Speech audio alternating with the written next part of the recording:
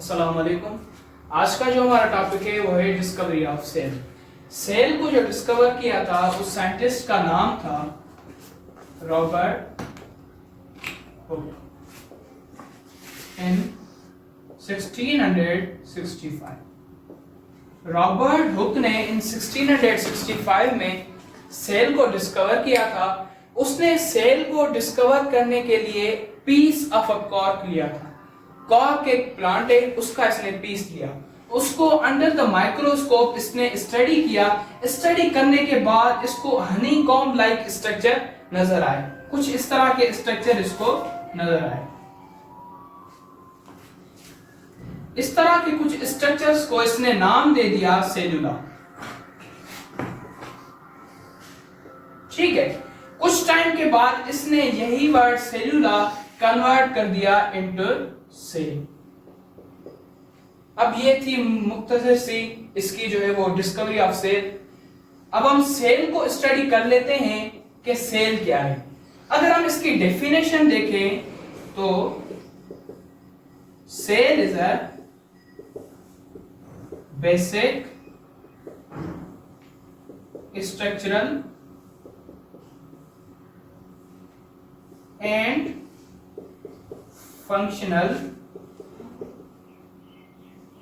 unit of life। ठीक है, cell is a basic structural and functional unit of life. आप जानते हैं कि हर कोई चीज एक अपने बेसिक यूनिट से बनी होती है। ये सारे यूनिट्स मिलकर वो एक पर्टिकुलर चीज बनाते हैं।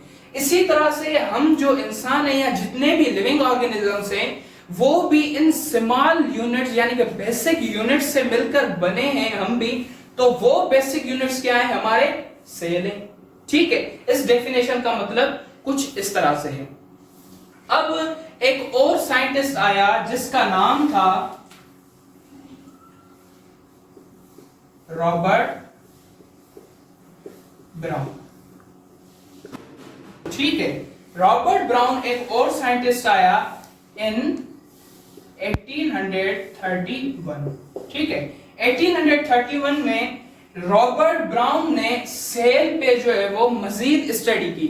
स्टडी करने के बाद इसको सेल में एक इस तरह का कोई स्फेरिकल स्ट्रक्चर इसको नजर आया। इस स्फेरिकल स्ट्रक्चर को इसने नाम दे दिया न्यूक्लियस।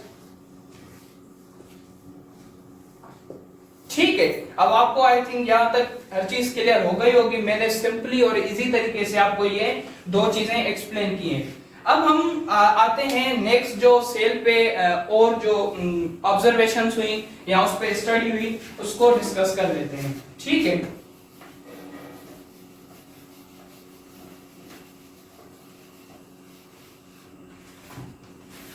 अब सेल पे जो मजीद स्टडी की वो थे 3 साइंटिस्ट। एक का नाम था श्लाइडन, एक का नाम था शिवान और एक का नाम था रुडोल्फ विर्चो। ठीक है, इन तीनों साइंटिस्ट ने इस सेल पे फर्दर स्टडी की और फर्दर स्टडी करने के बाद इन्होंने एक अपनी थ्योरी दी जिसको हम सेल थ्योरी कहते हैं। ठीक है, अब सेल थ्योरी की कुछ पॉइंट्स हैं, उनको आइए हम समझ लेते हैं। ठीक है, इन्होंने सेल थ्योरी दी। ठीक है, सेल थ्योरी की पॉइंट्स क्या हैं? सेल थ्योरी की जो फर्स्ट पॉइंट है वो वही सेम पॉइंट है जो हमने सेल की डेफिनेशन डिस्कस की। Cell is a basic structural and functional unit of life. ये मैंने आपको पहले ही डेफिनेशन क्लियर कर दी। अब हम आते हैं इसकी सेकंड पॉइंट पे, सेल थ्योरी की सेकंड पॉइंट पे। सेकंड पॉइंट ये है कि ऑल लिविंग ऑर्गेनिजम्स आर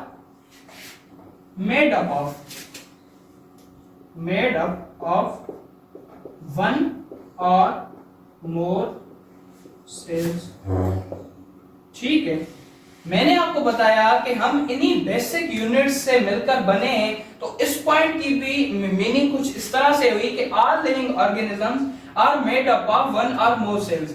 अब हमें कुछ ऐसे भी लिविंग ऑर्गेनिज्म है जो हमें अपनी नेक्ड आई से नजर नहीं आते, ठीक है, यानी कि वो इतने छोटे हैं, तो जाहिर सी बात है वो एक सेल से ही बने होंगे। तो जो जो यहाँ पे वन मैंने लिखा है वो उन्हीं ऑर्गेनिजम्स की बात आ रही है। और मोर सेल्स यानी कि हम हो गए और भी बहुत सारे जो है वो ऑर्गेनिज्म, ठीक है। अब ये सेकंड पॉइंट भी आपको आई थिंक क्लियर हो गई होगी। अब हम आते हैं थर्ड पॉइंट पे। New cells are form from pre existing cells, ठीक है।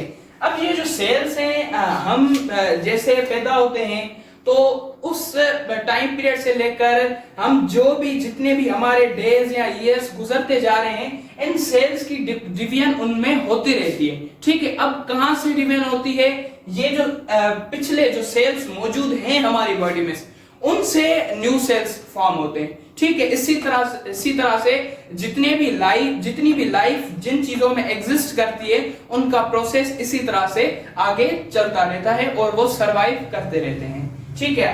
आई होप आपको ये तीनों जो है वो पॉइंट सेल थ्योरी की क्लियर हो गई होगी।